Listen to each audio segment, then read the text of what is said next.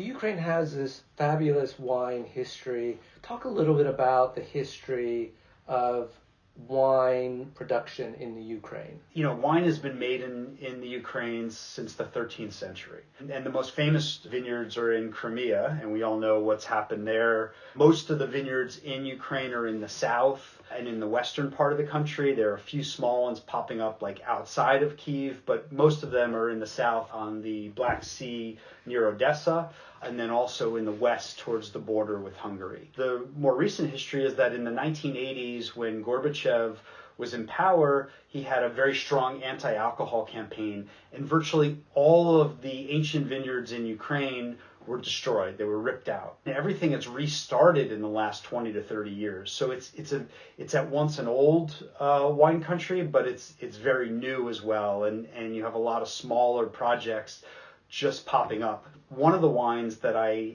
had at Like a Locals Wine Bar was from Chateau Chazai. And Chateau Chazai is in the western part of Ukraine in the Transcarpathian mountain range area that goes right up to the Hungarian border. Really, that terroir is split between western Ukraine and Hungary. There are volcanic soils. They have big day-night temperature swings, which are very good for retaining acidity. There are mountain hillside vineyards. So you have a lot of great conditions for making wine there. The main red varieties they're growing are Cabernet, Merlot, and Pinot Noir. They do sparkling wine, traditional method from Pinot and some Chardonnay. In the whites, they do ferment, Sauvignon Blanc, Muscatali. They also do Muscat and Chertsegi, which is a grape that's popular within the region that I believe is a hybrid. And Bruce, talk a little bit about the Ukrainian wine industry as a whole. Like, how big is it? There are maximum 50 different companies producing wine. I mean, some of them are tiny, producing a few hundred bottles at this point. Chateau Chazai is one of the largest. Their production is split between kosher wine and non-kosher. The kosher wines are kosher for Passover and Movushal. The wine has really pretty red fruit, a little bit of spice. The wine's very accessible. I think it offers tremendous value. We're hoping, God willing, that we'll be able to produce some wine from the 2022 or 2023 vintage. It's a terrible tragedy what's going on in the Ukraine right now. Have you had any contact with your partners out there?